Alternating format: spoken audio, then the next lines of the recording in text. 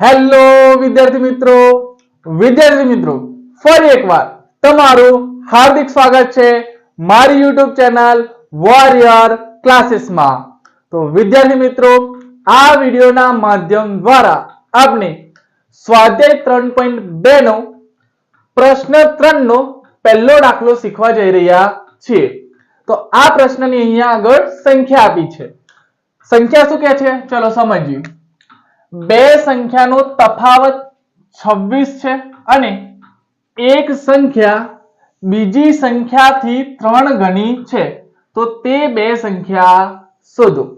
તો સૌપ્રથમ વિદ્યાર્થી મિત્રો તમારે બે સંખ્યાનો તફાવત 26 છે તો અહીંયા આગળ પહેલામાં પહેલું આપણે સંખ્યા ધારવી પડશે।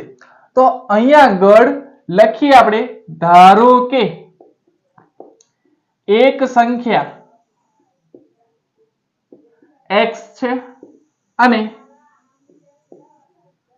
બીજી સંખ્યા y છે।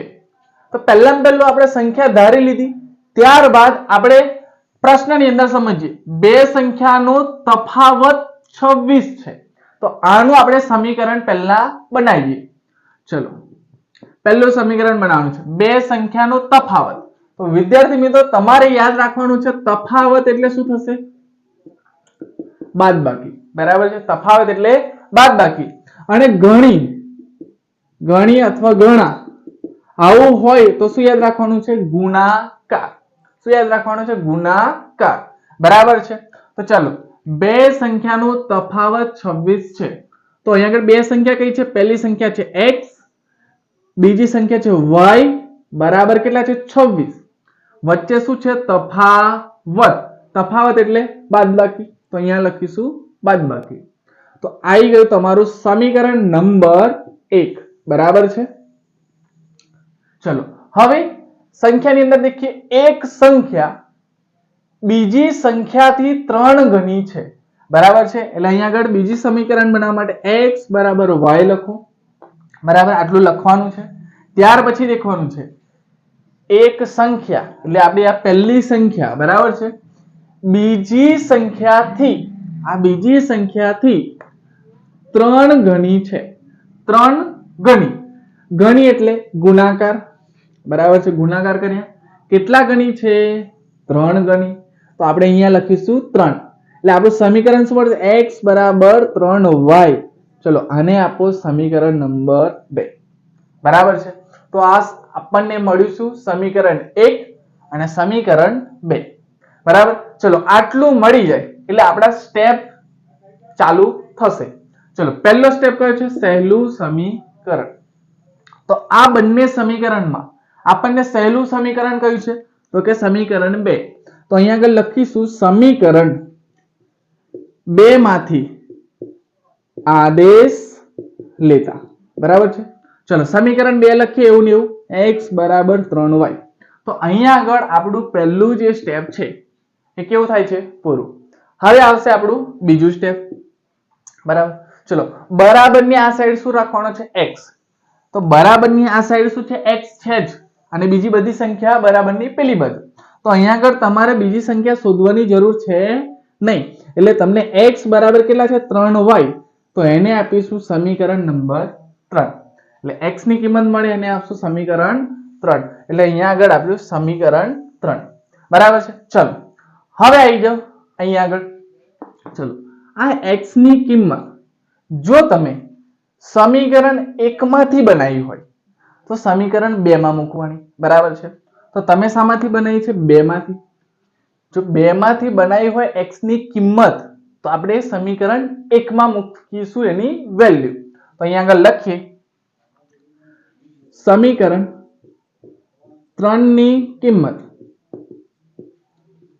સમીકરણ 1 માં મૂકતા, બરાબર છે। ચલો સમીકરણ 1 કયું છે x y બરાબર 26। તો અહીંયા આગળ લખીએ x y બરાબર 26।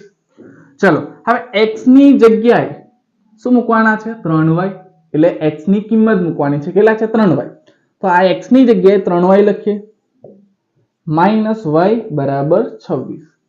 ચલો હવે 3y માંથી કશું ના હોય તો 1 લખાય, તો 3y માંથી 1y જાય તો કેટલા રહેશે? 2y. તો અહીંયા આગળ લખીએ 2y બરાબર કેટલા? 26. બરાબર છે? આ પૂછી કાઢું છું. તો હવે આપણે શાની વેલ્યુ ખોરવાની છે? y ની. તો y આપણે અહીં પા એવો ને એવો. ચલો 26.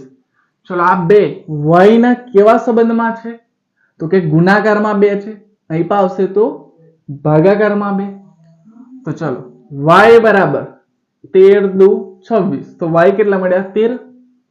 ચલો હવે y ની કિંમત મળે એને આપીશું સમીકરણ 4. તો અહીંયા આગળ લખીએ સમીકરણ 4. હવે તમને તો ખબર પડી ગઈ હશે કે સમીકરણ 4 ની કિંમત શામાં મૂકીશું? સમીકરણ અહીંયા આગળ આવશે સમીકરણ 3 માં. બરાબર છે? શામાં મૂકીશું? સમીકરણ 3 માં. તો અહીંયા આગળ લખીએ સમીકરણ 4 ની કિંમત સમીકરણ 3 માં મૂકતા. બરાબર છે? ચલો સમીકરણ 3 ક્યાં છે? આ રહ્યું x બરાબર 3y. બરાબર છે? ચલો x એવા ને એવા 3 ના 3. ચલો y ની કિંમત કેટલી મળી? 13. x બરાબર 13 તાલી 39. તો x ની કિંમત કેટલી મળી? 39. તો માટે સમીકરણનો ઉકેલ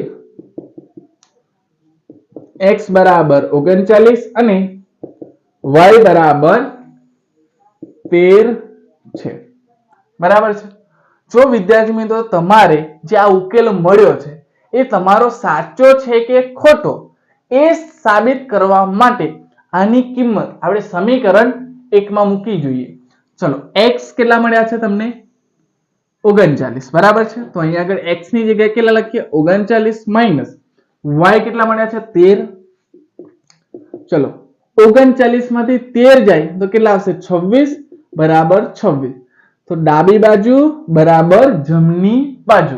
આનો મતલબ શું કે જે તમે જવાબ શોધ્યો છે એ કેવો છે? 100% સાચો. બરાબર છે?